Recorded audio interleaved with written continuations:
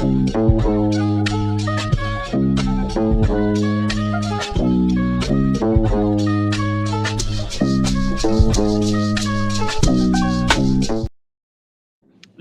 what it do? It is me. It is me. It is that wrestling dude. And I'm coming to you on this beautiful Friday with the dopest tag team in all of Florida. We got the PITBULL, SICARIO, Ricky Martinez, and Mr. E.R.A himself.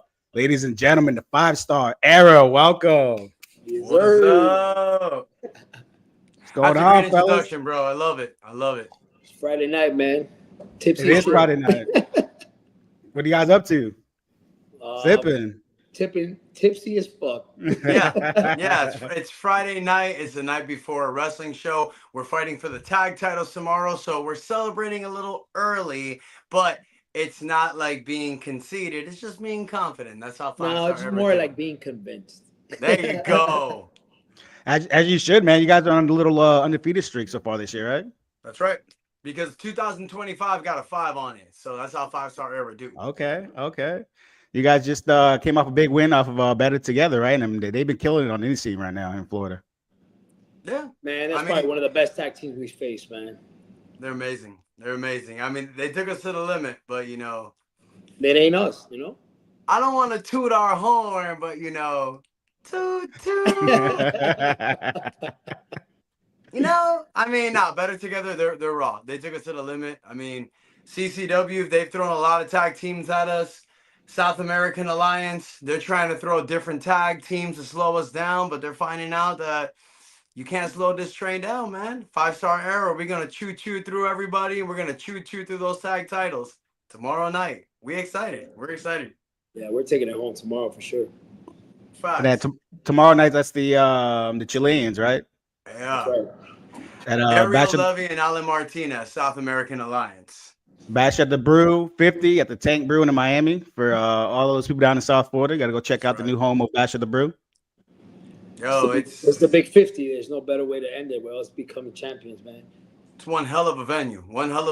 And there's no way to celebrate it because CCW booked 5-star E.R.A for the Port St. Lucie show March 28th, which is cool. Port St. Lucie, we love them. We love that crowd. They're fire. They go crazy for 5-star E.R.A. But if we're gonna win those titles, there's no better place doing it than home, and that's where we're from. 305. 1,000%. How'd you guys link up? He's telling me I gotta start that story. Man, so I'm gonna date it back. Okay, so back in the days, man, there was this company called Independent Championship Wrestling, ICW. What was that company's name you used to work under E.R.A right before? DSW. DSW. Pretty much ICW was like a backyard fed, bro. You know?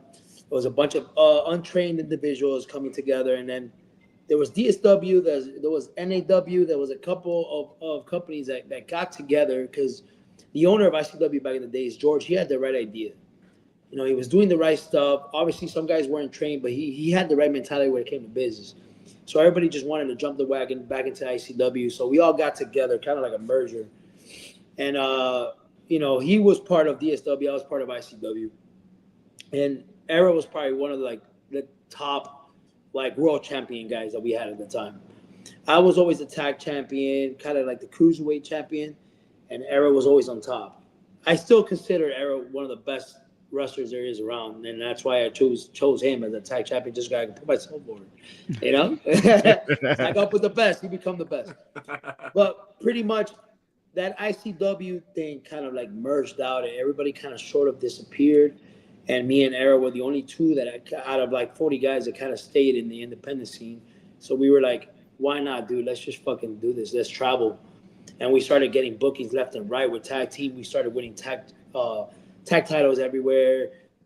We were on the road every weekend. E.R.A, you can keep going the story. Yeah. No. I mean, he's telling it the right way. We fizzled out. Me and Ricky stayed in different promotions. We got together.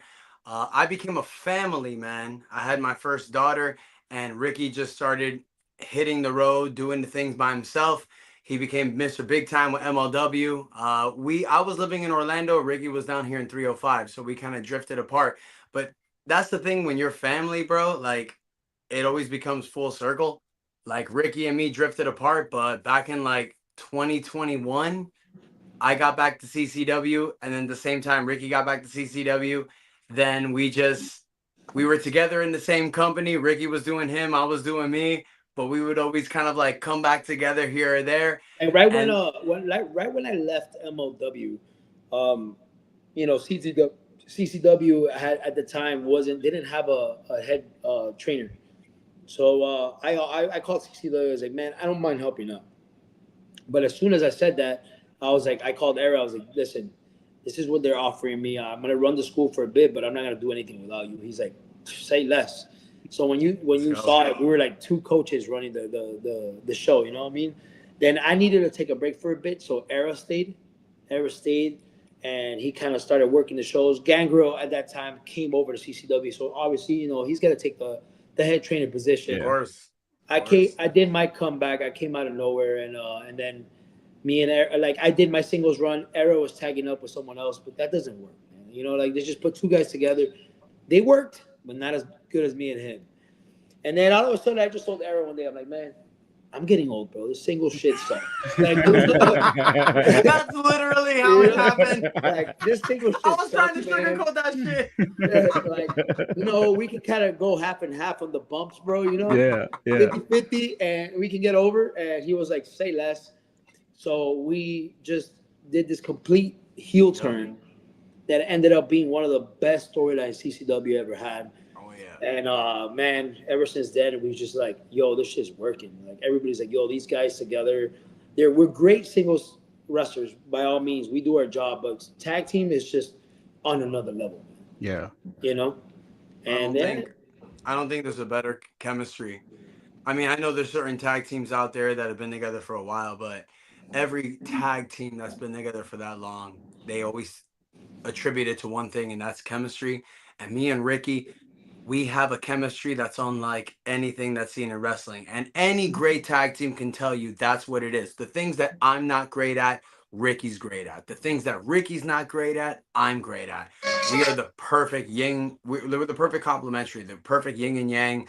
I will never, ever do wrestling without Ricky Martinez. And that's just where my mind is from now. That's where I'm going straight forward.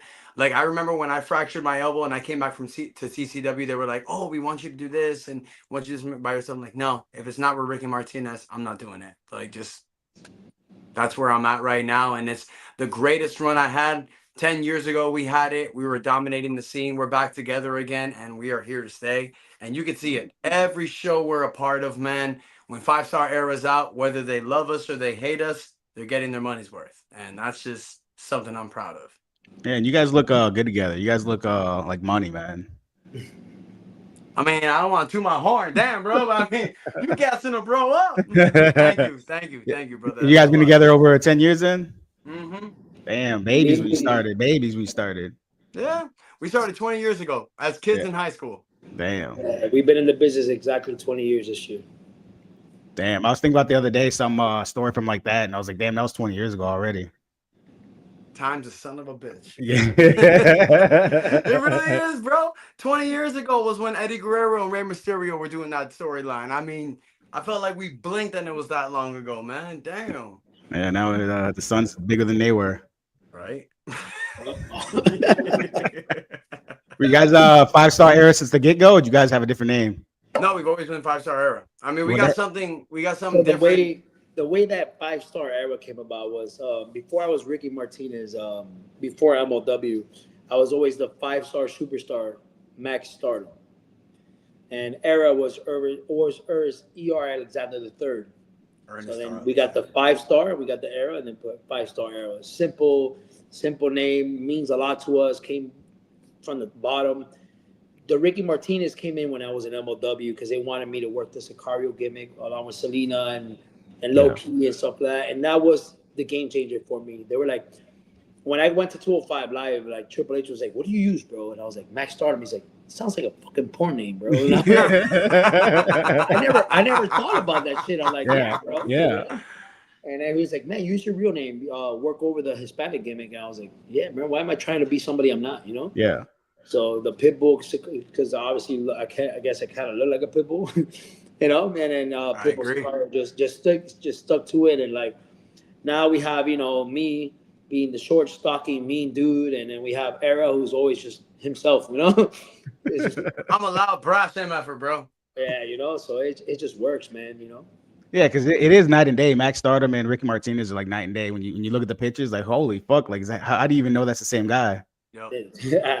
I went from the little mohawk weird dude to like bodybuilder, stocky, tattoos, play the whole gimmick, you know what I'm saying? And then like it's like yin and yang. E.R.A has no tattoos, I'm full of tattoos, I'm short, he's tall, he's pretty, I'm ugly. It works, man.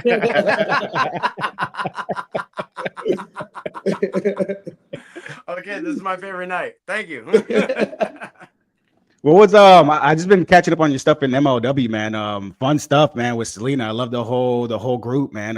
What do you think is your Yeah. favorite moment from them? Man, I saw you posting the videos the other day, and it was like nostalgia. I was like, oh my God, where are you getting these clips, bro? So I saw that MLW decided to repost all the Fusion episodes, but you needed to get a membership. So $7.99. I was like, man, I need to get my shit back. So I signed up, I got it, and then I unsubscribed like right after. But man, MLW was probably the funnest shit besides tagging up with E.R.A. You know what I'm saying? Like that's what made me and my career expand and learn everything to bring home even more talent for this tag team. Dude, tagging up with Loki, like, dude, you know what I mean? Like he's so many people in the business talk shit about him, but he's probably one of my best friends. He's so fucking smart. He gets the business. Yes, he's aggressive. He comes out and but he's just because he loves this shit so much, and a lot of people fuck it up. You know what I mean? Yeah. Brandon, his name is Brandon. I call him Brandon. He's just he was in my head. He's like, you need to be a killer, bro. Like, look at you. You don't believe your own shit. But so I got to tag up with Loki, and I was like, I grew up watching Loki. He's probably the innovator of wrestling. He's the one that made, along with Daniel Bryan, all these guys that took pro wrestling and Ring of Honor to what we see today. You know what I mean? Yeah. So me tagging up with Loki was amazing. I got to travel with my best friend Selena forever. Like it was like me and her. You know what I'm saying? I got to share the ring with a great friend of mine, Fatu, Teddy Hart, man, name it, Rich Swan, all these guys. We traveled. Conan. I got to stab Conan on TV, bro. You know what I'm saying? Yeah. So man, I got to work with Sami Callihan, MJF. All these guys that before they got signed, they were in MLW, LA Park, La Parka. Yeah. Pentagon, Ray Phoenix. I mean, you had Swerve. I mean, that roster was stacked, man, during that time. That's right. Super stacked. We ripped Swan's, not Swan, we ripped his ear off, man. Like right on live TV, we stabbed Conan. Man, MLW was rough, man. We kept it rough, but that was where I learned how to work TV. That's where my career just expanded to another level, and I thank guys like Blanco Loco for helping me to the next stage. Penta and Phoenix, man, those guys are like hermanos to me, bro. Like they traveled the world. We slept in the same hotel, woke up, had breakfast, and then the next day we beat each other's asses in the ring. Like I'm telling you, man. Like if I could go back, I would, but I would take this guy with me. Like, I don't do anything without him anymore. 100%. That's good. You have someone like that on your side, man. Not everyone can say that. Hell yeah, me and Ricky are family, man. I got his back. When he was doing all that, I was watching every step of the way. Proud as hell. Ricky did a lot of great big things. I'm super proud of him, but man, we're gonna do some big things together though. So I'm excited for that.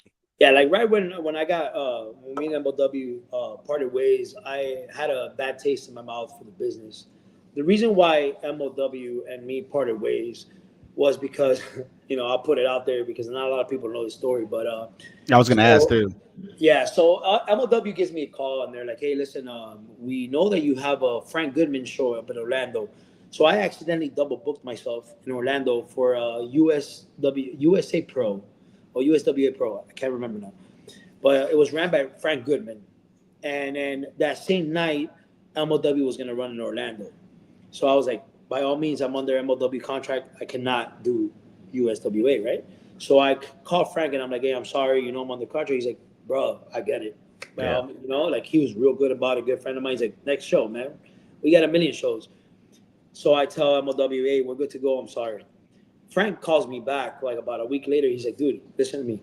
MLW is running at 3 p.m. that day. I'm running at 8. And I don't have you until semi-main and you're working Scott Steiner. Brother. Yeah. Like, put me the back fuck on right now. Like, yeah, locked in.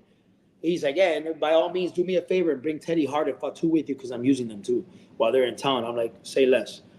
So I work MLW. We would do TVs from 3 to 5. I didn't advertise USA Pro anywhere because I have to commit to my contract in MLW.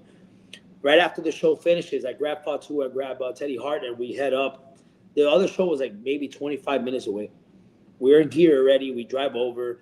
I speak to Scott Steiner. Mind you, I'm like, fuck, I'm going to ask Scott what we're going to do. He's going to be like, nothing, dude. I'm old as shit, right? Yeah. Scott's like, brother, what are we doing? Like, I'm like, would you take this? He's like, yeah. Are we doing this? Yeah. Super kick, yeah. Like Canadian, yeah. Like this All that motherfucker shit. said yes Damn. to everything. And he's like, and then Frank comes up to you, he goes, can you guys put on a 20-minute match? And Scott's like, fuck yeah. I'm like, Yeah. I didn't expect this. So we go all out. This guy did, man, my heart, bro, to that respect to Scott Steiner. He's old and beat up, but motherfucker can still go. So we did the match, and then Teddy and everybody did their matches. I get home the next day, and I get a call from MLW. He's like, hey, man, you said you canceled this freaking show. And I was like, I did, bro, but the show was like, you know, like hours apart. I thought it was the same time. You know, he's like, man, but I told you not to do that show. I'm like, well, I thought it was at the same time, but I didn't see a difference.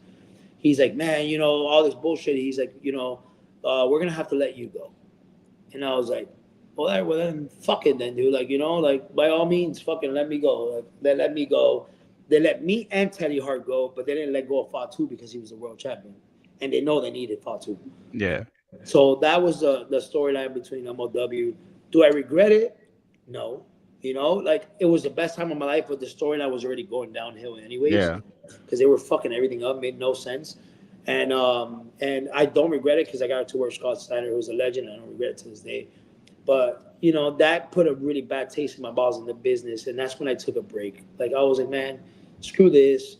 So I stopped wrestling for a while. And then when I connected with E.R.A again, and CCW opened the doors to me completely. Like, Nell was amazing. Nelio just knows how to.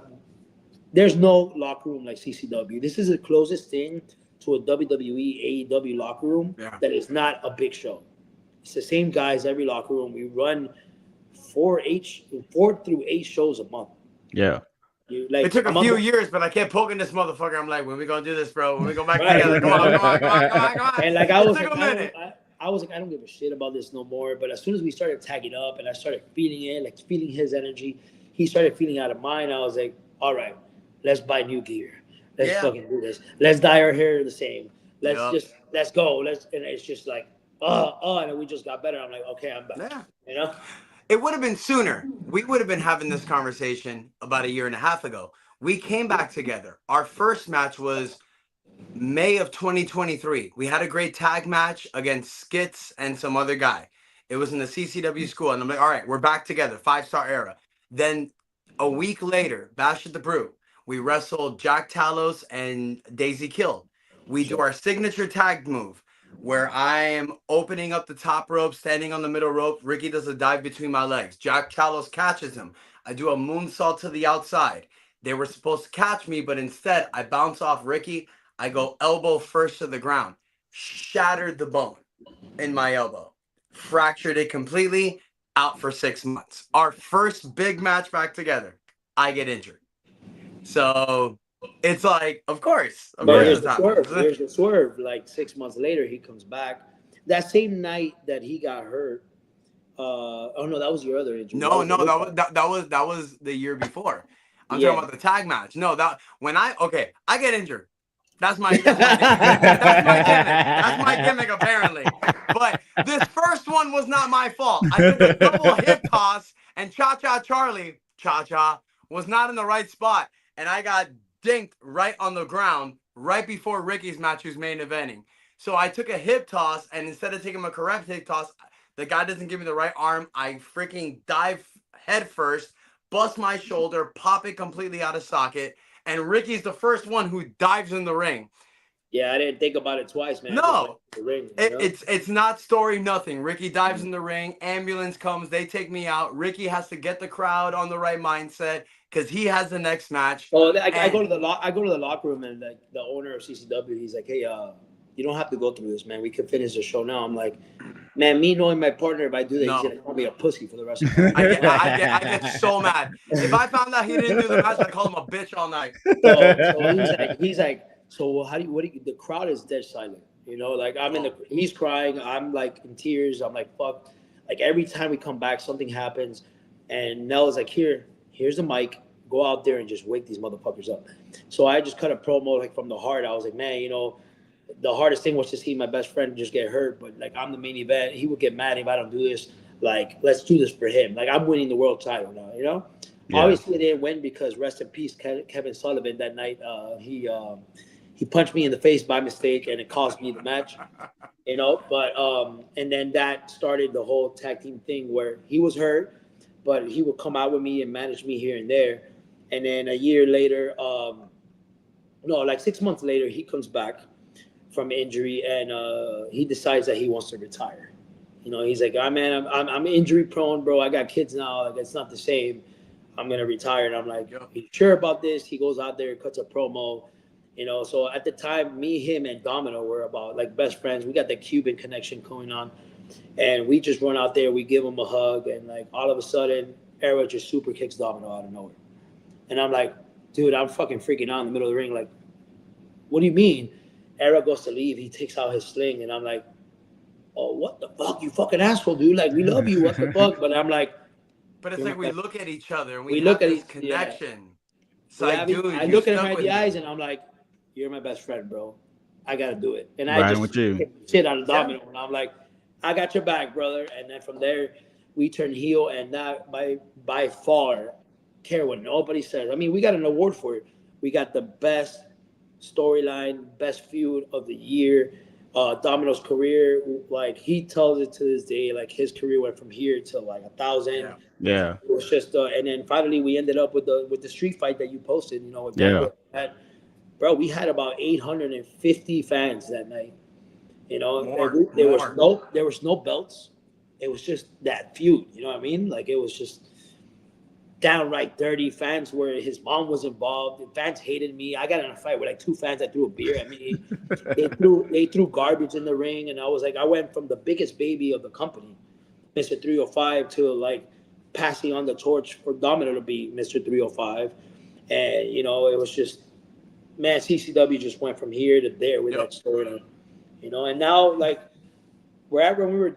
Domino went on to win the Southeastern Championship, and me and E.R.A just been fighting for those tag belts, and then SAA just keeps running away from us. You know, they know we deserve it. The fans deserve it. So at this point, we're these two douchebags just having a good time, making fun of each other. The crowd is just loving. We're like we're the new age.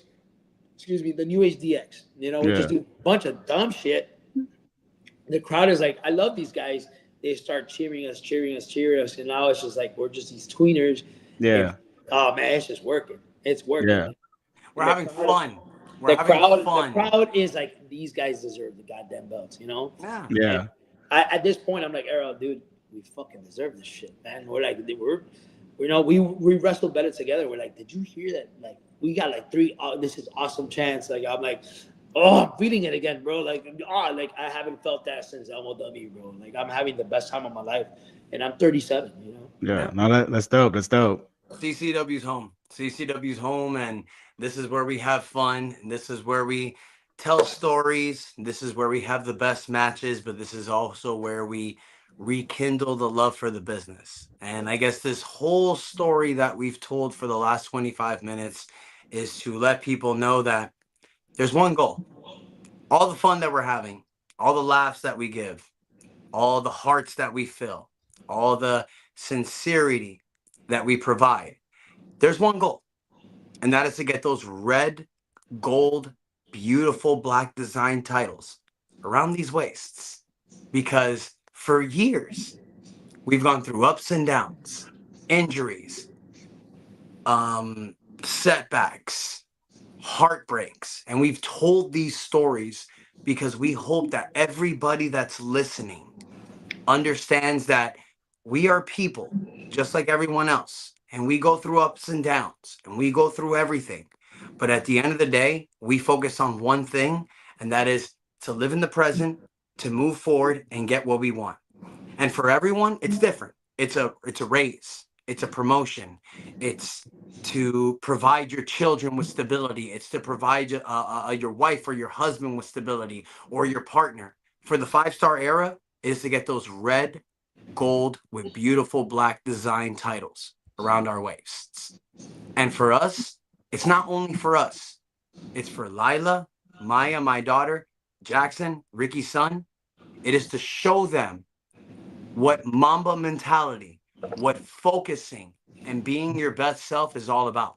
And that is to reward ourselves with something beautiful. And yeah, it's great matches with CCW. And yeah, it's the greatest rivalry of 2024. And yeah, it's probably the best rivalry that CCW has had. But that will culminate when we put those tag titles around our waist to show our kids, to show each other, to show everyone out there that everything that we've done, all the heartbreak, all the sacrifice, is for those belts. And that's why those tag titles mean way more to Ricky and I than anyone that can ever hold them. Because that night, this Saturday, tomorrow night, when we win those tag titles, we're not just putting gold around our waist. We are putting 20 years of heartbreak, of dedication, of sacrifice. Exactly. That's exactly what I was gonna say. Say it, Ricky. Say it. Come on. Yeah, that's exactly what I was gonna say, man. It's a label to our friendship. It's a label to the bond that we have. You know, he's met my kid. We started this business together. We're not just two guys that just randomly put together and let's tag them up because they look alike or because we don't. Tag them up because they're Cuban. No, it was just we decided, hey, let's tag up and travel the world and experience what independent wrestling circuit has to offer. Okay, we need gear. Okay, fine. Or we got this raggedy person to do whatever gear we had. This was back in the days. And then we just did it. We just traveled. And we were like, the bookers were like, hey, man, how much do you charge? I'm like, man, just fucking book us, Yeah. And then we were that good where like we won tag titles everywhere we went. You know what I mean? And now to be able to come full circle, we're both dads now. Yeah. His daughters finally came to see him for the first time. And like, I'm like, you better hit that moonsault off the top, motherfucker. He's like, yeah, I'm gonna do it off the. He did. I did. I told him you better hit that moonsault. He's like, yeah, I'm gonna hit it from the top. Mind you, for me, I'm like, oh, he's gonna hit it from the top, bro. This motherfucker went from the top of the cage, bro. He felt it. He felt it, and I'm looking up there like, oh shit, fucking crazy. It, you know what I mean? And like, man, I saw a tear in his eyes. Like, I got to perform. Yeah. I haven't been something. Like that's something I want to do because he has 2 girls. I got a boy. But my boy's still young to the point like, hey, listen, let's not bring him to the show yet because I don't want him going to school and kicking everybody's ass. You know what I mean? But like I'm going through that. Yeah. So these are the things. These are the things that we do now. Like we want those belts to represent everything that we started from being a backyarder to 100%. Being the only 2 guys in that backyard locker room to go get trained, to be able to now we're professional. What now what do we do? Let's grab my mom's Saturn and get in the road. Let's put how much is gas? $40. Well, here's 20. Here's 20. That was all we got paid. Well, we have enough gas so we'll go back home. We didn't care. We just wanted to put a name to what we were. And now we're doing it. We're 36, 37, and by all means, that's like the prime because Cody Rhodes, Roman Reigns, all these guys are in the 40, 42. Yeah. And I'm like, wait, if they can become stars at this age, we're not that old, man. Yeah. We're not like that. This is when we hit prime. But this is the best we've ever looked, the best shape I've ever been, the best shape Era's ever been. I'm like, this is the time, man. So those belts are not just, hey, man, we have belts. We're tight. No. It's like this represents everything to our career. Something we could put on the wall and be like, remember when we were 17 and we had no idea what the fuck we were doing? Now we do. Yeah. And the company in every promotion we ever worked, we were probably the young guys coming in. We were obnoxious. We were the guys that didn't give a damn. Like we weren't the young guys going, "Hey man, what's up?" No, we were like, we would walk in, and be like, "What's up, motherfuckers?" Like we were those young guys, always being loud and being cool and shit. To Yeah. be the vets in the locker room where we have to lead by example. Where I'm getting bitched at because, hey Ricky, man, you're getting here at 6 p.m., bro. Like, we need you here at 3 because guys want to be guys want to be like you, and like we can't tell them to go be with you, and you're showing up late. And I'm like, all right, Aaron, what time you getting there? 4 p.m. All right, bro. We sit there in the locker room and talk shit because I want to be that role model for the locker room. Yeah. We're the vets now. You know what I We mean? try to do. And we have the whole locker room asking us for advice, and that's we want to be able to give pro wrestling the next 5-star, the next 5-star Exactly. era, so we want to continue the legacy, and hopefully our kids will tag up someday.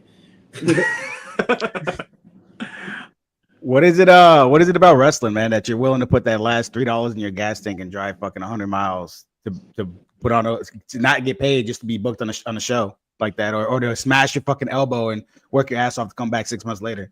Something about the chemistry between me and E.R.A is the fact that he is an artist at everything he does. The man can sing, he can perform. I've always been a musician. I can perform. There's something you can give E.R.A a credit and be like, hey, you and Ricky go out there and put on a show right now. What are we doing? Just go, and we got it.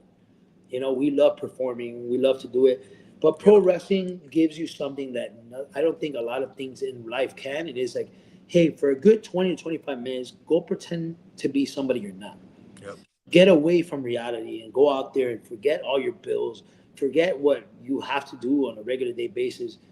But the reason why me and E.R.A have fun doing it is because, yes, we're pretending to be somebody we're not for the weekend, but we're actually pretending to be somebody we are. Yeah.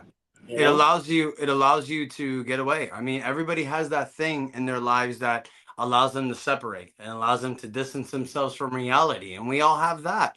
Like whether you're a pro wrestler, basketball player, football player, we're able to do something that's a little bit different. And that's why I feel like pro wrestling is different from anything you can do. There's people that do ballet, dancing, whatever. Pro wrestling's different. And people always ask me, oh, isn't this thing that you do that's not real and stuff like that? And I always tell people, well, do you think that Bruce Willis really jumps out of helicopters? Do you really think Bruce Willis, does that stuff? Do you really think Tom Cruise climbs outside of a building and does now that? can they do that out of a building in one take and not fuck it up? Absolutely.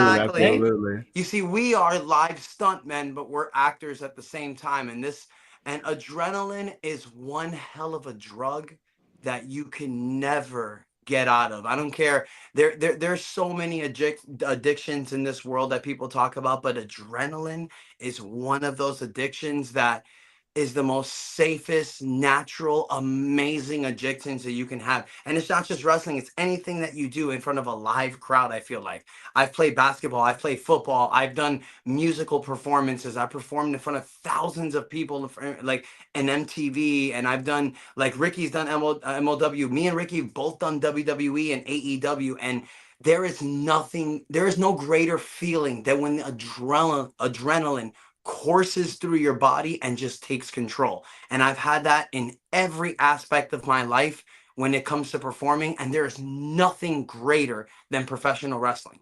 I've been a basketball player, I've been a football player, I've been a musical performer, but when I'm a pro wrestler and I'm out there with my best friend performing in the grandest stage and the highest stakes of them all, when adrenaline is taking over my body, there is no greater feeling in this world. Especially that I'm out there with my best friend. Like, Yeah. It's the easiest and the best thing I've ever done in my life. And the fact that we do it together and my children and my wife are sitting out there watching us perform, holding this sign, bro, I've won. I've won in life. Like, I've literally won in life. God has blessed me beyond my wildest dreams. That show that we did in E.R.A, when I walked out and my daughter was holding my sign and I grabbed my daughter and put her in front of my head and she started crying, saying, "Daddy, I love you." Y'all can't tell me there's no other greater feeling than that. I can't think of a greater feeling than that.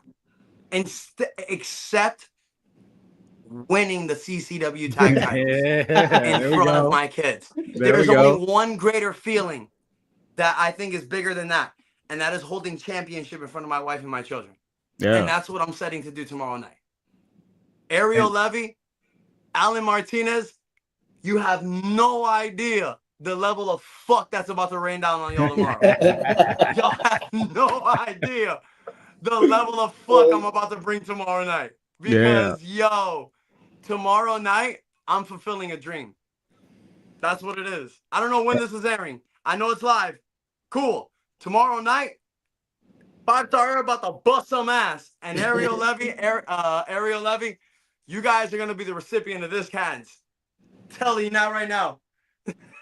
And the thing is, you get to go out in an AC too, because I heard the tank's got AC air conditioning compared to the last spot. I'm gonna breathe. I'm gonna breathe.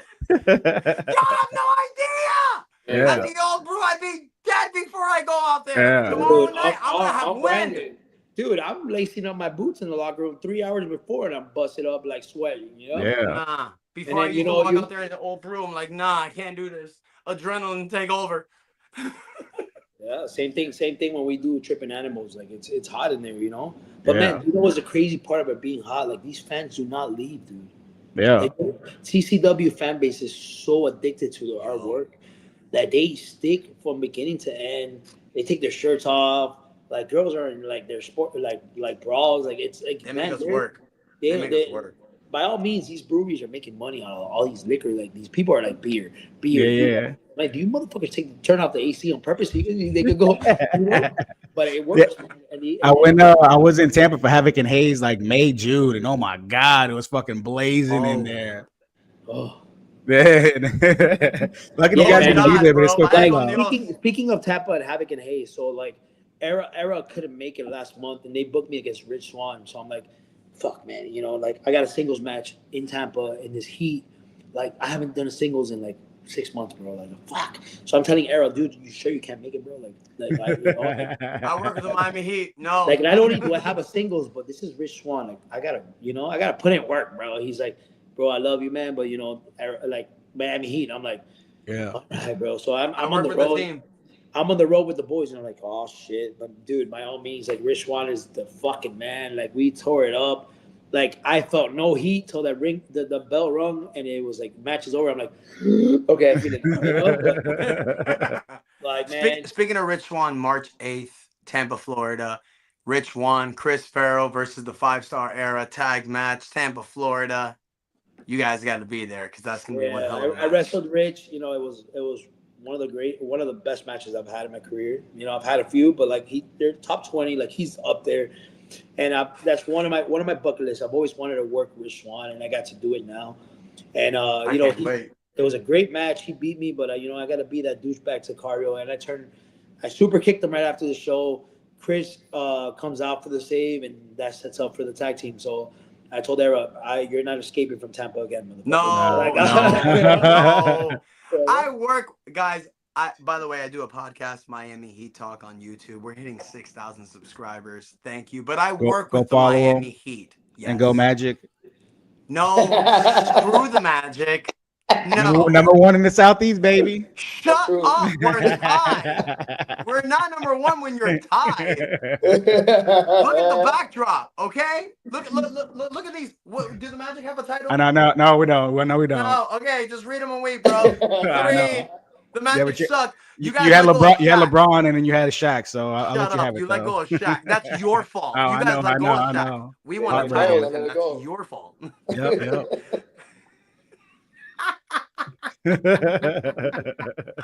I can't breathe. I'm talking to a Magic fan who lets Shaq go. Go Magic, baby. Oh, whatever. We won. Doesn't matter. Anyways, be there. March 8th. Yes, March 8th. Rich Swann, Chris Farrell about to catch this L against the 5-star Era. And then, because we're going to win the tag titles tomorrow, so unfortunately for them, they're going to be fighting for the tag titles, so we're going to knock those belts right on their top of their thick-ass skulls. So it's going to give us an easier advantage. That's right. Like, I don't know exactly what CCW was thinking, because the first tag shot that we got was booked for the anniversary show on March 28th. And it was I don't know. You know, I was like, okay, we finally got it. We got the shot. They announced it so far in advance, and I'm like, okay, cool. I'm like, okay, fine. Like, okay, we'll wait. Like, you know, but then all of a sudden, they like 2 weeks ago they announced that we're having our first title shot this Saturday. I'm like, wait, hold on a second. So we're gonna get the belts. That's even what earlier. happens when the crowd demands something. Yeah. You know what I mean? So like it's like, okay, they're getting it. They're getting it. You know, Crowd's been asking for it. Five-star era selling shows. We're making things happen. So You guys gonna with your match with Rich Swann? You guys gonna dance beforehand or no? hell no.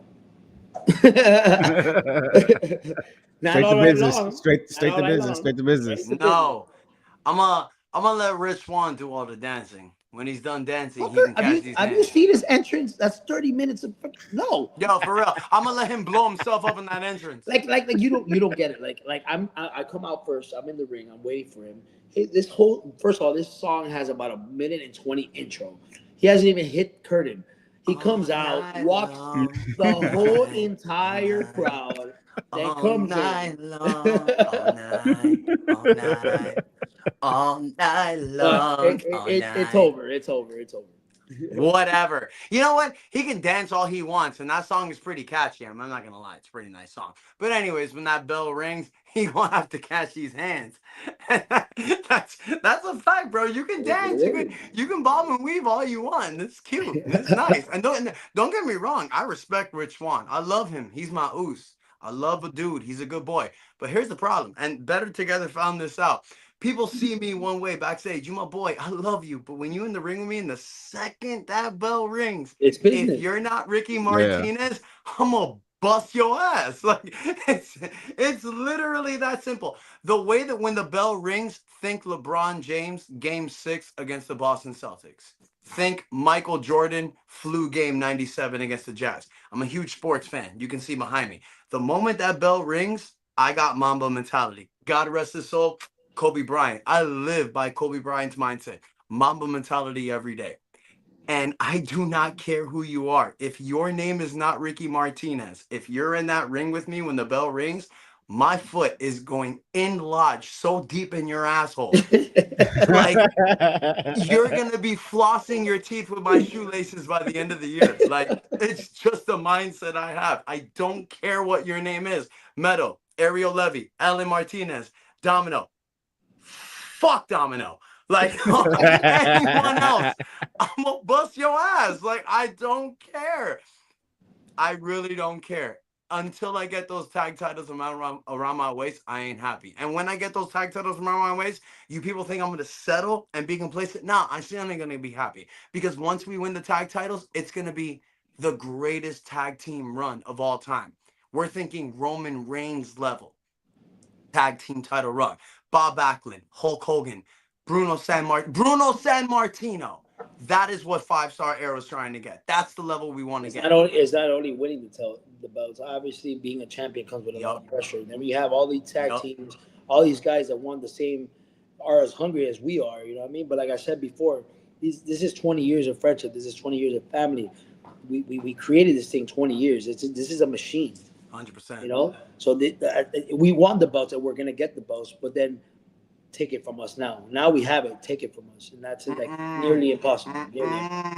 No, you can't. You can't because you got LeBron and Wade. You got that's the thing. When you're in the ring with LeBron. When he tags out, you're in the ring with Wade. Who's LeBron and Wade? That's the great thing. We flip that motherfucker all the time. You don't know what you're getting.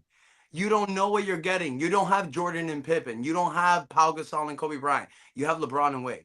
You have two of the greatest of all time in that ring with you, and you have no idea where it's coming from. But it's coming. It's coming, and it's coming hard, and it's coming quick. And that's what 5-Star Era is all about. And I'm just excited. I'm excited for tomorrow night. And if you have not bought your tickets, make sure to get your tickets tomorrow night because y'all about to witness history. Tank Brewing. After you guys win, who you guys got on the list that you want to face tag team wise? Everybody. Everybody. Bring them. Put your fucking name in the list. I don't give a damn. Every tag team. I want it. I want all the smoke. I do not care. If you look at pro wrestling right now, all the tag team titles anywhere in any business, they flop a lot. Hey, let's get these guys. Like tag team wrestling is not taken as serious as it should. You know what I mean? Yeah. And AEW does a good job with FTR and the Young Bucks and stuff like that. But the tag belts are always flying around. Yeah. What we want is to be able to establish, even if it's an independent scene, we want their attention. We want people to look at CCW and go, okay, who are these two guys? Yep. Who are these two guys? And we want to be able to tell CCW, bring them in. Bring whoever you got. Bring whoever tag team wants to come in. Just let's make these belts count. Let's make this run count. You know, by all means, I keep telling E.R.A one last time. There's a good saying that people say you never retire from pro wrestling. You know what I mean? But we're not getting younger. We're not getting younger. And like I said, this is the prime, and this is the time for us to do the best run we've ever done in our careers. And then right now, this is the time. This is it. I think pro wrestling is at this highest moment right now. You know, and we want to create that buzz. You know, we want to be able to create moments for Miami, because Miami, the pro wrestling scene in Miami is just picking up now. CCW just lifted it. You got a pro wrestling show every weekend down here. Yeah.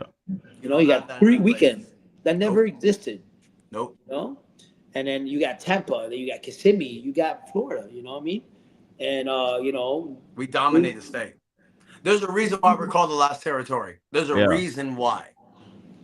I've seen it because I started going to Concord Kissimmee about a year and a half ago and just seeing how the crowd, how bigger and bigger and bigger each show the crowd gets, which is crazy for any show like that, just to see these crowds get packed in there. Engagement is important. How do you engage people? It's not just putting in two guys that can have a good match and just go. It's storyline. Mm-hmm. It's emotion.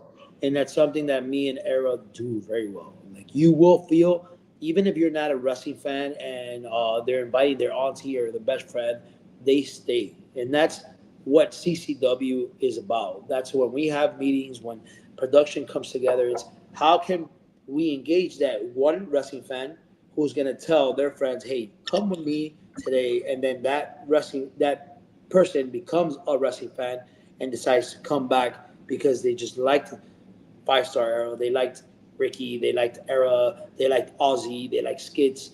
We have every single character you can name in CCW. Fuck Skits. Yeah, him too. You got everything you can name in CCW. Everything. But that's what we do. Like 5-Star E.R.A, we pray right before we go through the curtain. We're like, okay, we know we're gonna have a badass match, because if not, we don't have no match at all. We just don't go out there. Our thing is, okay, we're gonna put on a show, but we're gonna steal the show. Yep. And that's why we perform so well, because if we don't have a good game plan, we're not going out there. You know, and then we have his, like I always mention it to everybody, we have his talent and my brain. I'm not saying he doesn't have brains, but I don't. Ricky's the brain. He's the brain, bro. I'll sit there and then we gotta do this thing together. Like, let's do a flip, E.R.A. So you're gonna do this flips tonight. He's like, okay. Cool. We put it together, and it's just, I'm telling you, it's the pinky in the brain. I'm telling you, man. That's the reason why we call each other yin and yang, bro. Yin and yang. That's what we do. And if you guys don't know what yin and yang is, for those that are watching, come tomorrow night. You're gonna find out. You're gonna find out real quick. That's what we do. Yeah. And I gotta ask, Carlos Hershey, what the fuck is that? Would you had come up with that name from? What? Carlos Hershey. That wasn't you before? At one time ago? And I got my shit all wrong there. Wait a second. Are you talking about when I was in WWE? Yeah. Oh my God. Okay. You don't know that name? I'm like, did I talk about the wrong person? Did they name you after your fucking chocolate bar, bro? Yeah, that's what I was like. No, they did not. Okay, so, here's what happened. I'm hearing this for the first time too. Hold on a second. Listen, okay. So me and Nick Nero were in WWE Raw about to wrestle Enzo and Cass. And we're in the ring with Lillian Garcia, and it's during a TV commercial break. And she comes up to us. She's like, who's Mitch and who's Carlos? And me and Nick look at each other and we look at her and we're like, who? And she's like, they told me in the headphones that one of you guys' names are Mitch and Carlos. Who's Mitch and Carlos? I don't know. I don't know who the fuck you're talking about. My name is E.R.A. Yeah. And we all had this weird moment and she's looking so confused. So I'm like, rib immediately. I'm like, he's Carlos. I'm Mitch. And she's like, no, you're Carlos, right? I'm like, of course, sweetheart. I'm the fucking Latino. Yes, Yeah, I'm yeah, yeah. Carlos. So, and then apparently my last name was Hershey, which I never knew until tonight. So, okay. But that was not our fucking names. We were just literally, it's me, the guy, and Lillian Garcia in the ring trying to figure this shit out before Enzo. And while Enzo and Cass are doing their entrance, that's when I'm telling her, I'm Mitch. He's Carlos. She's like, and she has this confused look, and I'm like, sweetie, relax. No. Call me Carlos and he's Mitch. It's fine. See, me, I never let the rib die. Even in front of live TV, I never let the rib die. There we go. That's all. I So was like, you young Carlos. wrestlers, don't fuck around with me because Yeah. I know how to rib. Because I saw Carlos Herschel. What the fuck kind of name is that? Yeah, I know. That was kind of funny. That was kind of funny. God. Even though you can call me. I'm bringing you Hershey's tomorrow. Shut up. Yeah. I'm ripping the shit out of you in the middle of the ring. I'm gonna pop a Hershey's bar, bro. Which is great because I wrestled in the Cruiserweight Classic against Kenta, and they called me E.R.A. And I'm like, this is, and yeah, and it was in front of like 2,000 people. That was a greater feeling than wrestle in front of 20,000 people when they called me Carlos. And until tonight, I found out my last name was fucking Hershey. Who the fuck? Like $1 billion corporation, and the best thing you can think of is Hershey. Yeah. The fuck? I mean, dude, you got Michael McGillicuddy. Yeah, I know. That's just as bad. Like that poor guy, man. All that, the tradition and bloodline he has, and they made him that fucking horrible name. Yeah. Like Vince is just like, yeah, you put Michael McGillicuddy.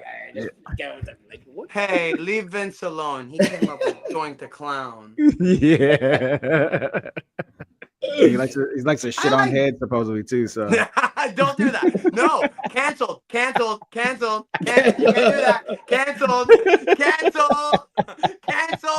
You can't do that. It's 2025. You can't do that. Canceled. Oh shit, dude. Did you guys have both that same experience with WWE? Like good experiences, nothing to complain about?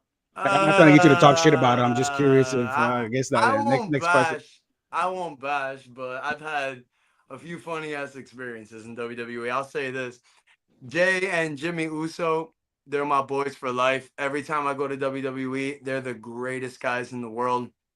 I do have a weird, funny story. I don't know. I don't know if I should tell it, but I'm gonna tell it because I don't give a fuck. Fuck it. I don't care. So I was an extra. We caught heat, and this is probably the reason why I caught heat, but I wasn't there. I wasn't in the room. So The Rock's mom is sitting in catering. They put all the extras in catering. The catering, 3 guys are getting dressed. They're getting changed in the room during catering. Apparently they got heat because The Rock's mom saw them, which is obviously correct. You don't leave a door open and change on your bare ass in front of Legacy. Yeah. Duh. So we're all back in the room getting ready because I'm performing that night. Thank God. And then here comes one of the talent agents, and he's like, you guys can't do anything tonight. All of you have heat. And I'm like, what did I do? And nobody's asking. And I'm that guy. I'm like, you can't blow smoke up my ass. I'm going to ask questions. So I'm like, wait. And he's leaving. Whoa. What happened? He's like, oh, well, you guys were changing in front of people and they saw you. I'm like, no, wait. I changed in that bathroom over there. What are you talking about? No, well, you guys. I mean, you're saying you guys. You're saying you guys when I did not do it. What the fuck are you talking about? And they were like, calm down. Like, don't tell me to calm down. Shut up. I'm like, what are you talking about? Like, that's me. That's the type of guy I am. I'm like, no. You can't. No. Talk. Yeah, me, I'm not. And he's like, oh, well. And then he admitted it that it was The Rock's mom and said that she saw 3 guys. I'm like, three. There's 11 people in here. 3. Who did it? And I'm like, who did it? And I'm pointing. Was it him? Was it that fat ass? Tell me right now, and I'll punch them all in the face. And then he was like, no, well, you have to understand that you're extras. And when one person does something, you all like, no, can't say that shit. Because, and then it came out who did it. And I was like, well, then throw their dumbasses out. Yeah. I'm like, I didn't do it. Throw them out. And then it was this whole experience where we didn't get booked. Our booking got away because of that. And I'm like, is this what we're doing? Is this what this is? Is this bullshit drama type of environment that we all have to be like? I was super pissed at those guys. I called them fucking idiots. I'm like, didn't your mothers teach you correctly? If you're gonna change your boxers, you can't close the door in front of people. So it was one of those bitter tastes I got in my mouth about that. I wasn't angry because it was nothing I can do to control it, but it was one of those missed opportunities that you have when it wasn't your fault. That was like, damn. Like, a lot of that has happened in my career, which has sucked. But I've learned when you can't, when it's out of your control, what can you do? Yeah. You complain? Nah. You can just chuck it up and tell it in a funny story in a podcast one day, and hopefully it gets a few laughs. And make sure that if you're in a locker room with a bunch of people in WWE, let them know to close the door before they change their clothes. Because it could catch you heat, ladies and gentlemen. It could catch you heat. And don't do it in front of the Rock's mom. Yeah. So that's my story. I had good experiences in WWE. One funny story. I don't know if you guys remember. I believe it's 2010, 2011. It's when what's that movie that had oh man, I'm so brave for you. The A-Team. Remember when the A-Team was doing that thing with WWE? So the guys. So I'm in the locker room, and me and my old tag partner, like his name is Ernie too, but we were the system. We were the system before. Funny part. So let me backtrack. Me and Ernie, which his name is Maddox. We used to it was Max Stardom and Michael Maddox, and we were called the Network. So one day, I get a call from this girl named Kimberly. Back in the days, me and E.R.A, we used to work for Alpha and Pops and WXW, the Wild Samoans. And so I get a call. Me and E.R.A said to split ways. So I get a call from Kimberly, and Kimberly's like, "Hey, WWE is trying to like reach out to you guys," and I'm like, "It's a rib," you know what I mean?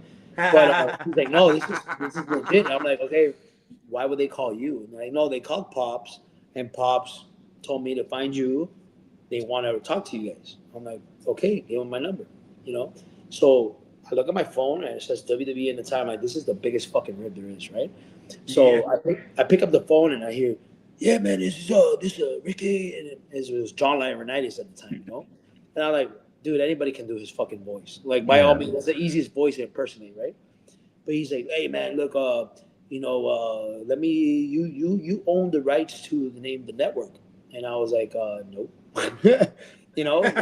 we just put it together. He's like, "Well, look, man, that's not what we do around here. We could have just easily taken the name, but we don't want heat, and we want to be able to be good with everybody in the community. So we want to be able to buy the name off you, And I'm like, "Fucking take it," How much are you offering? He's like, "Oh, hold on, let me call my partner on the phone." So we did a three-way, and Laurinaitis is trying to like lowball us at the same time, give us money. So I know for a fact that he was thinking about Vince in his head, like, "Motherfucker, you're giving these motherfuckers so much money," So he says, "Hey, man, yeah, right? Like, wow, what the fuck, man? You just spent fucking 20 grand on this fucking name. What the fuck? Like, you could have just get it for free." So Laurinaitis is like, "Hey, man, we want to offer you guys $5,000 for the name, like 2,500 you, 2,500 him." I'm like, "Dude, I'm fresh out of high school. I graduated 07. This is 2010. I'm like, yeah, man, that's money to me, right? Money. Yeah. But I told Laurinaitis, "Hey, man, that's all great and all." My partner was like, "Shut the fuck up." I'm like, no, listen to me. I'm like, "Laurinaitis, look, that's great and all, like, by all means, but like, Raw's coming to town next week. Like, is there any way we can get a chance, man?" And Laurinaitis is like, he starts chuckling. He's like, you know how hard it is to get into WWE, kid. I'm like, "What's harder if I don't get the fucking chance, And he's like, Yeah. "Oh, I like that attitude, kid. You know what, man? Let's do this, man. I'll give you guys each 2,500, and then back in the days, like an extra spot in any Raw or SmackDown was 500 each. So he was like, "Come to Raw and I'll give you 500, and come to SmackDown in Tampa and I'll give you another 5." I'm like, "Sold, That's 3,500. So we go to Raw, we go to SmackDown. They buy the name, the network, and so I'm at I'm at the Raw taping, and that was, if I'm not mistaken, that's the night that the Nexus did their debut. Yup. They were supposed to be the network, but they saved it. Right. So they bought the network to like do it that night. The Nexus was going to be called the network. Yep. But they decided to that same night. They decided to name. Well, actually, they didn't even say the name that night. No, No. it was supposed to be the network, right? but they just had changed to it. end. They just had to end on it, and that was going to be the original network. So a lot of people know this story. So they go ahead and they jump John Cena that night. They destroy everything. So we're doing like a backstage segment with oh my god, what was this guy's name in the 18? Who was in the 18 in the movie? It was Mr. T originally. I don't know who was in the new one. No. The Cooper, movie. Bradley Cooper, right? It was It was Bradley a UFC Cooper. fighter. Yeah. Rampage. Yeah, Rampage Action. So me and Maddox, we didn't get no extra spot. Like they didn't have extra spot. They just wanted to take the name. So me and him are like, let's fucking hit up catering. So catering, WWE has every flavored cookie there is in the fucking world. So we're over there like munching in and shit, hanging out with fucking Mark Henry and shit. And then there's one seat. I'm just trying to throw stories that I'm remembering. But there's one seat open, and then there's Mark Henry, and then there's Big Show. And I'm like, check this out, right? So my little 5'4" ass goes and sits right between Mark Henry and Big Show, eating a cookie like, and they just start laughing. So I created a moment with them that I know if they see me, they'll never forget it. I'll never forget it because that's how you make a for sure. Right? Yep. So I get the cookies, we have a blast, whatever. And me and Maddox are leaving the catering, and then all of a sudden we hear promo. So we're like, we freeze, right? We're not moving. The cameras are right in front of us, shooting Rampage and some stuff in the hallway. And then this is not live. This is just like pre-show taping. Then all of a sudden, like the door in front of us opens up, and this guy comes out like on the phone, and he walks right into the camera, turns around, it's fucking Vince, and he goes, "Fuck!" Like I just fucked up the shot. The whole hallway like fucking bursts out laughing. Vince just looks at me and goes right back into the office. And I was like, "Oh, I'm marking out, dude. This is yeah. You know what I mean? I just met wrestling. This is wrestling. Yeah. And that was a moment I'll never forget. Like dude, and like it was, like you don't get that experience. No, not at all, man. Not at all. Another story was Mark Henry. Like me and Mark, it's me, Maddox, and Mark Henry. We're just walking out because we just so happen to be next to each other. And I'm walking next to Mark, and he just puts his hands out. He's like, "Oh shit!" And I go, "What, dude?" Like he bends down, he picks up a penny, he goes, "Ooh!" and puts it in his pocket.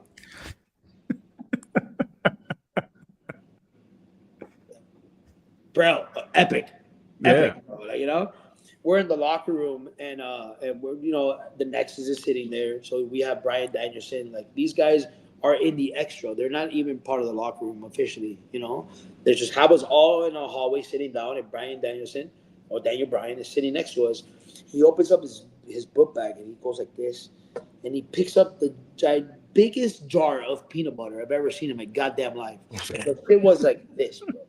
And he just sticks a spoon in there and me and Maddox are like, where the fuck do you get that giant bottle of peanut butter, bro? Like you got that shit through customs, bro? Like I went to Walgreens before the show. Back off. Dude, like this. I was like, oh shit, that's a big jiffy, bro. Like it was great. Like those are memories I'll never forget from WWE, and then other times it was just years after I went to NXT and got to do cool little things when NXT started, and I got to do a match with was it Leo Rush in 205 Live. So I remember that. Good. Leo Rush, with me and him were already friends, so he did a good job of just putting me over in his promo. Yep. Like, oh man, put this kid over. And he like literally said things that he meant from the heart, Yeah. So we both have done it. We both have done that stage, NXT, extras. I was a Rosebud. I did Cruiserweight Classic. Ricky was in 205. We haven't main event in WrestleMania, but we both have had those experiences, and I think that's what makes us as great as a tag team that we are. That we both have had the experiences of wrestling in front of 5 people and experiences of wrestling in front of thousands of people. Yeah. So we're able to dictate how to create a story in front of the crowd that we're working. It's like God knew exactly his plan. He brought us together. He separated us. We had I went to MLW. E.R.A stayed with WXW. Got to work on the Pops. Learned a lot from Pops. We grew each other's characters. Like we were able to build our talent. Yep. to merge back together and be like, okay, we got it now. And now, 100%. now like we can literally know each other's. We know exactly, but secret to God, we could plan a match in the locker room. But when you see us in the ring, like we don't talk to each other. They're Nope. just that connected. Like we know tag, we know exactly what we're doing. Like Yeah. I cannot explain how good it is. And then one thing that Penta said in an interview earlier, and I immediately thought about E.R.A. He said, "Man, he puts Phoenix over as like, Phoenix is better than me. You know what I mean?" And he's like, and when my brother, when I'm in the apron, like, and Phoenix is doing his work, I'm looking at him like I'm actually enjoying the match. So when E.R.A.'s in there working, and he's, if you ever seen E.R.A. work, he's a douchebag. Like he's there screaming at the fans and putting his gimmick over. And I'm like, I actually sometimes, if you ever see me in the apron, I'm not working the crowd or anything. I'm just holding the thing because I literally days off of watching and being a fan of his work, and I'm just like, fuck, he's My good. guy. Tag me in, My motherfucker. guy. My You know? guy. And that's when I'm like, oh man, like this is fucking cool. Yeah. It's fun, man. I can't wait for tomorrow night. You gassed me up. I I'm can't gonna wait. I'm gonna switch position because I'm at 6%. So let me sit over here. Let me before I let y'all go to keep drinking, let me put some of y'all shit over so you can promote some of your stuff. E.R.A, your second single dropped today, right? Yes, Make me sir. wanna go ahead and let the people know about it. Yo, hey, it's all over the platform. Spotify, Apple Music, everything. You make me wanna. You got to look it under my name, which is my music name is Nova. N-O-V, the @ I know it's weird, but I got to be different. But I'm an R&B, hip hop musician. Released a second album today. Oh, excuse me, second single. Album's gonna drop soon, but yeah. So that's a pretty fun thing. Tomorrow night we got Bash at the Brew 50. Bash at the Brew 50. My single drops, and tomorrow night we catching the tag title. So this is gonna be a big weekend. And Ricky's big ass shoulders can tell y'all that we gonna get it. We gonna get it. Look at my guy, he's ready. Look at those shoulders. Damn. Bam! Ricky's got me on that diet too, bro. I got my little boulders. See, Ricky's got boulders. I got little toulders. Now that's from Metabolic Nutrition. That's got you that jack like that. Well, I got to put one of my sponsors over, so absolutely, I got to agree. But yeah, so I got signed to Metabolic last year in my last bodybuilding show. Despite pro wrestling, I got to put my bodybuilding career over.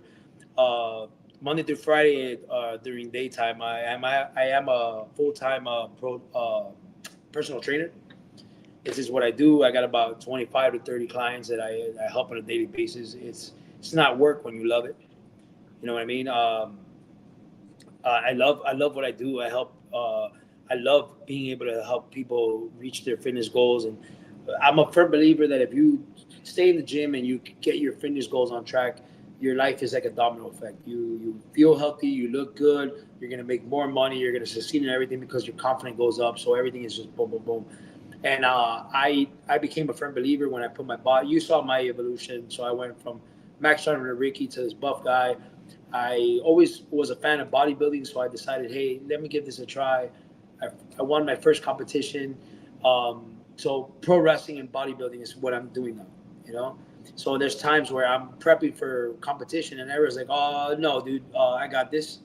Stay on the sideline. We got to do a finish. You do the finishing move, but let me take over the match." When Ricky has a show, I'm like, "You're keeping your ass outside. I got this." Besides, I'm half fucking dead in the ring anyway. Yeah. I take one bump. Oh shit, dude! Like, okay. He's got no energy. It's the best. But like we talked earlier, like performing is something I love. I really love it. It runs in my family. He can't breathe out there. It's hilarious. So when you do a bodybuilding show, you get exactly a minute to perform a posing routine with whatever music you want, whatever. And pro wrestling helps me more than your average bodybuilder performing. So I always go out there and I get the best routine. I get that trophy. Win or lose, I get the best routine. And so the owner of Metabolic had no idea that it was him. I go to the restroom and this guy comes up to me and goes, "Dude, that fucking performance. Like, what the fuck? That shit was amazing. Like, dude, like, you're amazing. You know, he's putting me over. I'm like, thank you, bro. He's such a nice guy. I'm like, yo, this guy's so nice. So I go to the crowd and I sit next to my coach. My coach is an official 212 Olympian. So, you know, I like to hang out with the big boys. And I see this guy sitting next to my coach. I'm like, oh shit, that's the guy. And I go, whatever. And he's talking to my coach. He's like, dude, is that your student? That's your guy? He's like, yeah, man, he's one of my best friends, but he's also my guy. Like, I prep him. I'm his coach. He's like, oh my fucking God, small world. So my coach was signed to Metabolic. This guy sends me and my girlfriend, because I got to get to bodybuild with my girlfriend, the same show. And he's like, dude, how would you like to get sponsored by Metabolic? And I'm like, yeah. You know, free supplements, free everything. Yeah. For my bodybuilding competitions, they signed my girlfriend in her first competition. So screw her. She, you know, one show and she's in, you know. Yeah. But yeah, you know, that's I want to work with anything and anybody that wants to do it. Like, man, I love the hype. But like I said, pro wrestling prepares you for things like that in life. It's the Yeah. best. And then, you know, it's, man, I'm blessed. Just like he said, I'm blessed. That's awesome. What's one piece of nutrition advice you give somebody? Man, number one is just stay consistent. I drink a gallon of water a day. Like, stay hydrated. By all means, if you're trying to lose weight, eat. It has nothing to do with starving yourself, because then your muscles disappear and then you have a bunch of loose skin. Yeah. Like, I lost weight and got buff like this by eating 6 times a day. Because the trick is you speed up your metabolism, and that's when your body, you know what I mean? We sometimes, back in the days, we would go and eat 1 to 2 meals a day. What happens is your body stores fat and food that you've already eaten, because it doesn't know when you're going to feed it again. And that's when you gain weight, or that's when you get soft. So my suggestion to everybody is, like, eat healthy, stay away from sugar. We all love sugar. Like, I love it. I'm Hispanic, bro. Like, I eat a croqueta and a pastelito. I'm all, you know. But there's a give and take, and there's a time of day to do it. You know, everyone's like, hey, get me in a diet, help me. What's up? And I'm like, look, if you can eat clean from Monday through Friday, and then Saturday, Sunday, you gotta eat clean, because 2 days, if you eat bad for 2 days, it fucks up the whole week. The whole thing. So if you eat clean all 7 days of the week, but that's one meal on Saturday that you go out with your kids, or you go out with your wife, or you go out with your family, and you enjoy a cheat meal, that's your reward, and that's not gonna do anything. You eat that. Changed my life. You know, and that's the number one thing. Just stay focused. I know the gym is not for everybody, but if I really say it because it changed my life.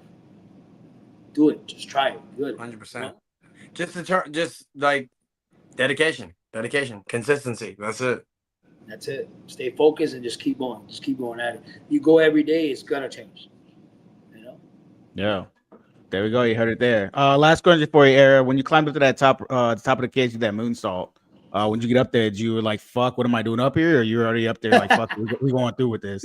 I'm scared. I'm scared as fuck, man. I climbed a ladder. You went up there. I said, the only thing. I mean, I'm sure nobody noticed it, but what I was pretty like a holy shit moment was when I took the second step. My foot fucking slipped. Oh, so there was no time to have a holy shit moment. It was more like, oh, fuck, like, don't fuck this up, which I think was better, because if I had a moment, I would have been like, oh shit. But dude, I've done that my whole career, 20 years. I've done all that crazy, like, that's what I do. Like, you know, the Jeff Hardy jumps and RVD, like, that's Shawn Michaels. That's who I idolize my career. So at this point in my career, when I'm up there, it's home. It's easy. It's easy for me, to the point where I'll slip a foot, and instead of freezing and like, oh shit, no, I just go. I go. Yeah, I'm the one shitting bricks for him. Like, I would too. He's climbing the cage, and I'm like, motherfucker, please don't freak out. Yeah. And, oh my god, the worst part was my wife was out there. He messed up his elbow, so I'm like, oh my god, and then all of a sudden, I don't know, man. I don't think I just go. I don't think I just go that. And that's the thing. Pinky in the brain, bro. He don't think. Yeah. That's why he's the brain and I'm Pinky. Like, for real. I mean, but when you take those type of risks, and any risk taker will tell you, you don't think. Yeah. You don't. Because when you think, that's when you fuck yourself up. So I don't think, I just go. Don't listen, kids. Don't listen. Yeah, I don't know. That's wild because, like I said, I climb a ladder and I get scared as fuck after like the fourth, fifth rung. I can only imagine climbing up to the top of cage like that and Don't having to think. jump off after that. Man, I'm 5'4", man. Anything I climb, I'm shitting. You don't jump. You're not allowed to jump off of ladders anymore. Because the last time you did, you busted your shoulder. So you're not allowed to do that anymore. Dude, we were like in Tampa, and I was like supposed to jump off this ladder.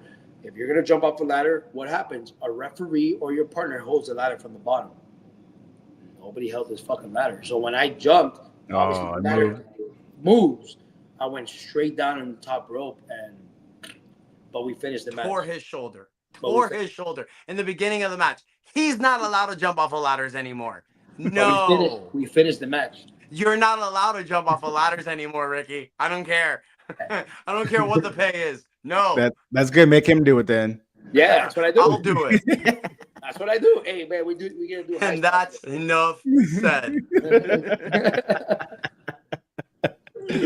Go ahead, man. Where can these people find you guys at? Yo, find us on Instagram, PITBULL SICARIO, Ernest R. Alexander. You can find us on YouTube, Instagram, TikTok, all the streaming platforms. Check me out, Nova. It feels good. You make me wanna debut. Second single came out today, and tomorrow night, yo, this is a big weekend. My daughter turns 3. My second single came out, but most importantly, tomorrow night, you're gonna see new CCW Tag Team Champions, 5-star era. This whole weekend's gonna be culminated. Facts.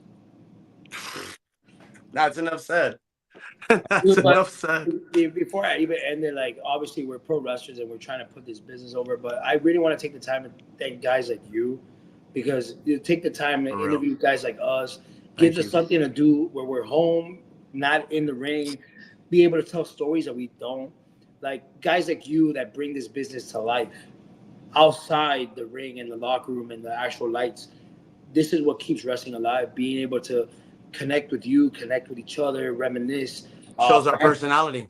Yeah, fans that want to connect and listen and be like, oh, you got 5-star era. Like, oh, dude, check this guy out. Maybe we do another podcast in another year. Remember all the bullshit we talked about this time. Like, this is cool, man. And, you know, like, this is, and just thank you for everything that you're putting on for the business as well, man. Because just because we're in the ring putting in work doesn't mean you're not putting in work and doing things. No, we appreciate this. No, and I appreciate you guys, man, because you guys are the stars coming on, taking the time out on the Friday night to come chop it up with me.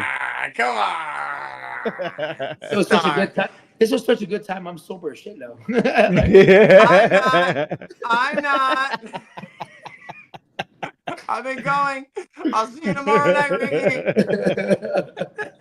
I just want to thank you guys again, man. Thank you guys again, man, for coming on, man. It's actually blast. I can go for another three fucking hours, man. But I know you guys probably got shit to do. Got to get ready. My wife would kill me if I did that. There will be no tag title victory tomorrow because I'll be dead. My wife already knocking like, y'all. I'm surprised my girlfriend hasn't walked out and be like, hello. Oh, she's standing outside, bro. She's standing outside. Just like my wife. She's across that door right now waiting. Let me go be daddy. Hey, but for real, tomorrow night, Bash at the Brew 50. Be there. Tank Brewing. If you guys haven't seen the CCW show, man, you're down in the South Florida area. You got to go check them out, man. It's always a vibe down in these shows, man. Get your ass there. You have no idea what it's like. It's going to be lit. Let's go. Yes, sir. 5-star air, man. Appreciate it again. You guys coming on, man. I appreciate it. You guys have a good night. That's enough said. You too, my brother. Thank you for having us. Yes, sir. Yes, sir.